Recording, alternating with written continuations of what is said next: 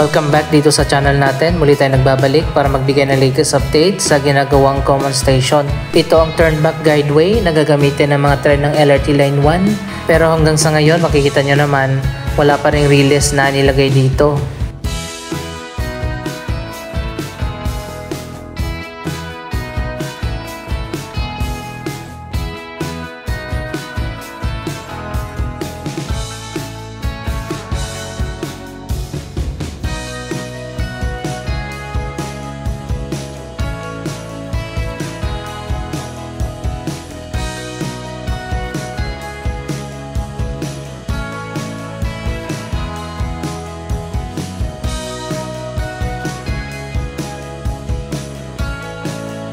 Ayan, makikita naman natin ang mga tren ng MRT3 na papasok sa common station.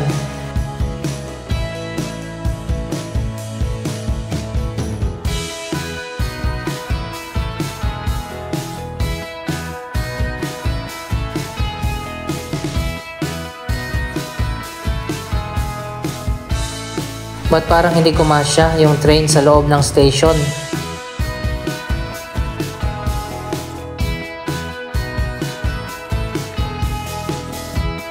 Andito naman tayo sa loob ng Trinoma. Ayan, makikita naman natin, ito na ang bagong elevated walkway na malapit nang matapos.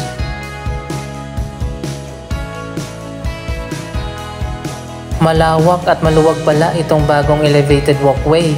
Sa bagay, mas okay na rin yan dahil napakarami mga commuters ang inaasahan na dadaan dito.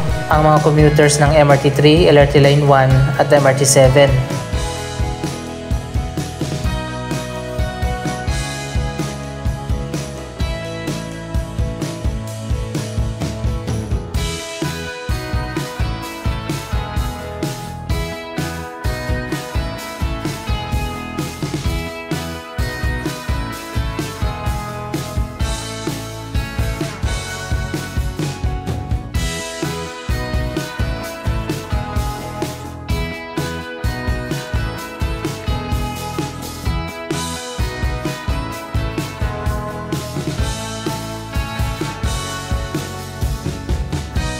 Dinimolish na nga ang footbridge na nagko-connect sa SM North at Trinoma. Siguro matatamaan yan kapag itinayo na ang bagong MRT7 North Avenue Station.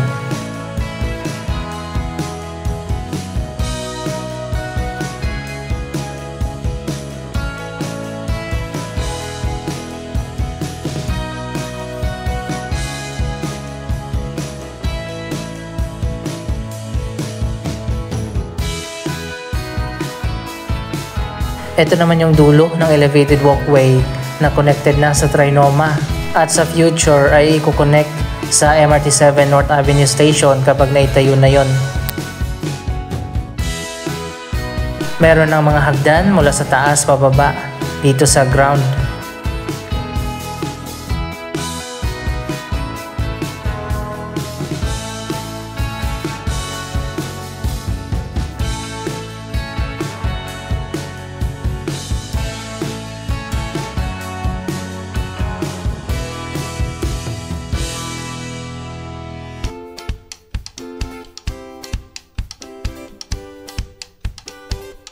Natapos na nga paglalagay ng roof sa kahabaan ng elevated walkway.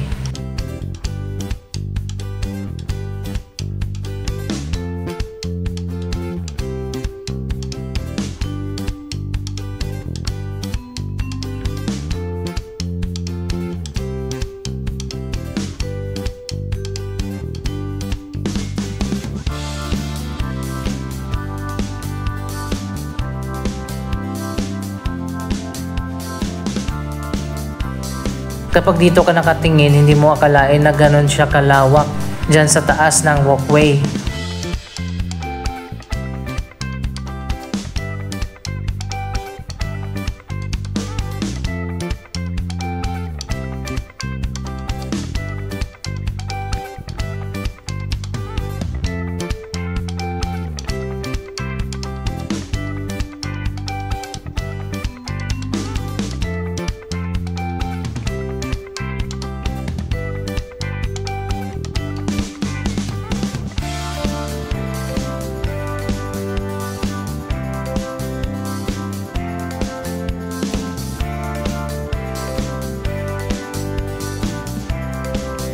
Sana magkaroon din ng escalator at elevator bukod sa mga hagdanan para hindi na mahirapan yung mga senior citizens, PWD, pati na yung mga buntis at mga bata.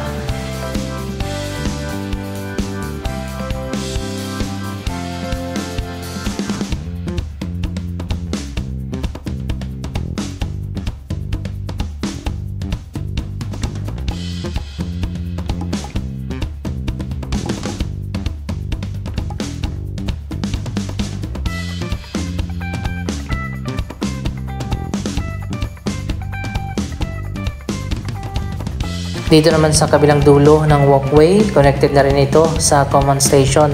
Nakita nyo naman kanina, napakalawak dyan. Meron na ring access na connected na rin sa Trinoma.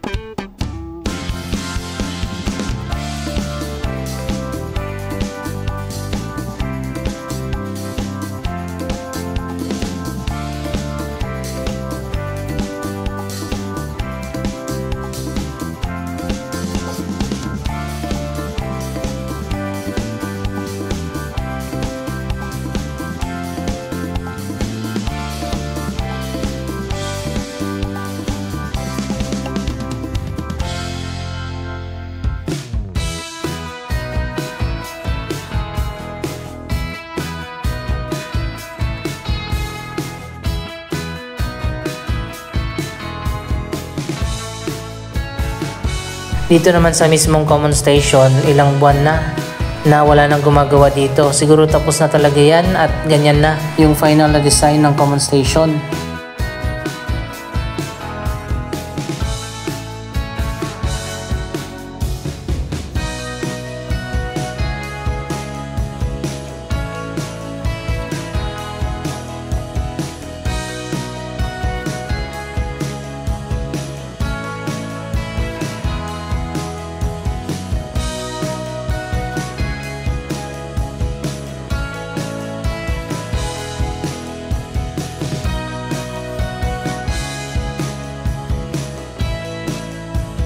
Dito naman sa gilid ng common station, ayun makikita nyo naman, dyan lalabas at papasok yung mga commuters papunta dito sa Area B building na mas nauna nang itinayo at natapos.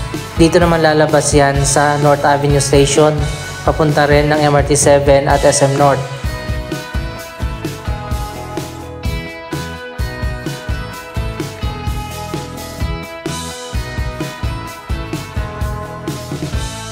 Punta naman natin ngayon itong dulo ng elevated viaduct na dadaanan at gagamitin ng LRT Line 1. Titingnan natin dun sa dulo kung na-connect na ba ito dito sa isa pang railway line.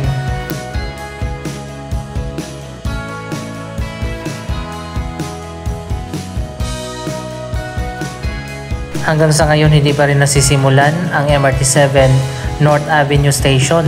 Pero bago pa yan, magkakaroon pa muna ng extension yung linya papunta dito sa kabilang side sa West Avenue, kung saan nyo naman ang gagamitin bilang turnback guideway ng mga tren ng MRT7.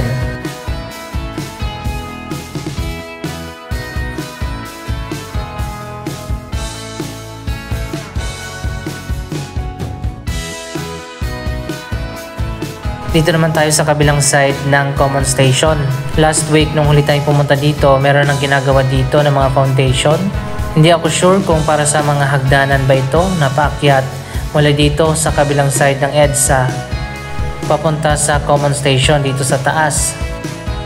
Siguro nga hagdanan na ito dahil makikita naman natin merong opening dyan sa gilid.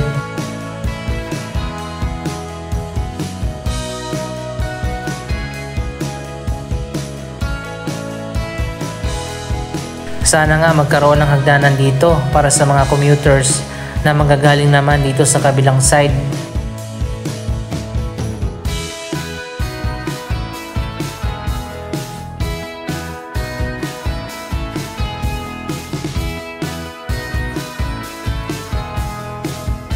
Ayan guys, makikita nyo naman saradong-sarado itong kabilang side ng common station at wala rin tayong hagdanan nakikita.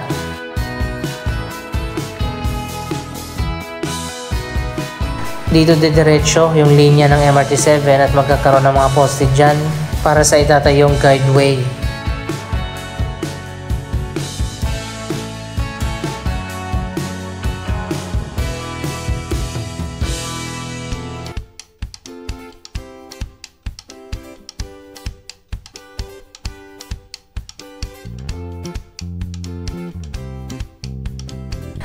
Papunta na tayo doon sa dulo ng elevated viaduct. Ayan, makikita nyo naman na dugtungan na ito at lumihis na nga at malapit na i-connect dito sa existing na linya.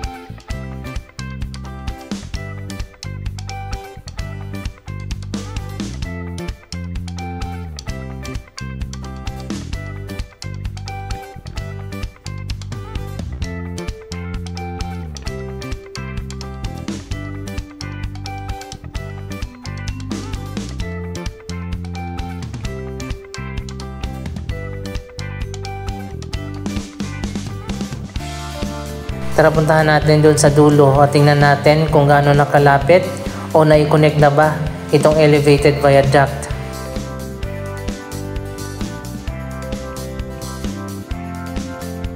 So ayan guys, nandito na tayo sa dulo. Makikita nyo naman, lumihis na nga itong linya ng viaduct na dadaanan ng mga tren ng LRT Line 1.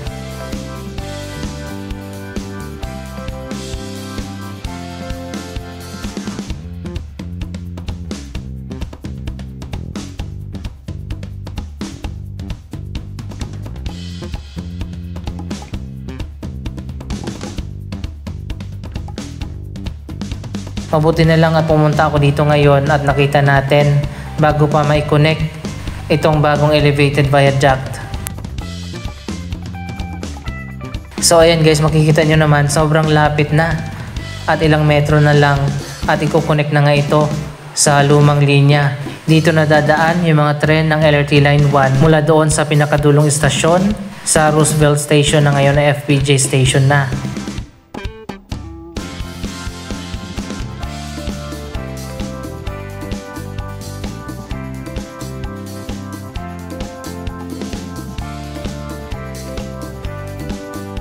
Ito na yung dulo niya at malapit na talaga na i-connect ito. Siguro next week, connected na ito dito sa isa pang railway line.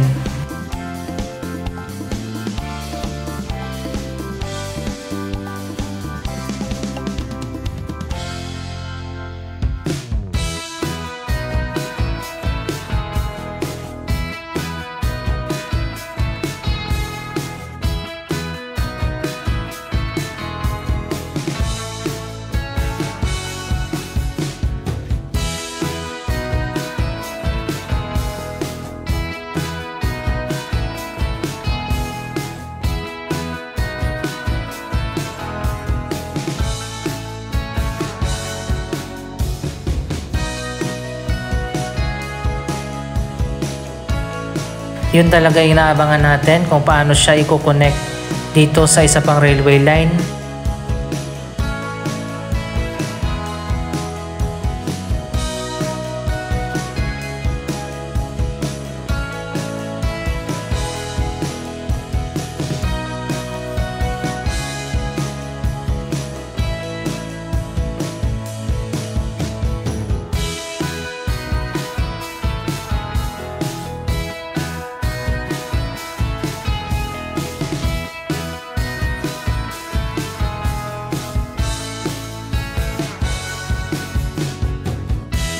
Saan kaya ito i-connect? Siguro dito pa sa unahan ng konti. Papapansin din natin na iba yung pagkakadesenyo ng mga poste. Yung mga beam ay dinaan sa ilalim ng railway line dahil mas nauna na nga itong naitayo. Babalik na lang ulit tayo next week para magbigay ng latest update. Siguro sa susunod na balik natin na i-connect na yan. Anong masasabi nyo sa progress ng proyektong ito? Mag-comment lamang dyan sa baba ng inyong mga reaksyon. Maraming salamat sa inyong panonood. Don't forget to like, share, comment, at subscribe. Thank you for watching.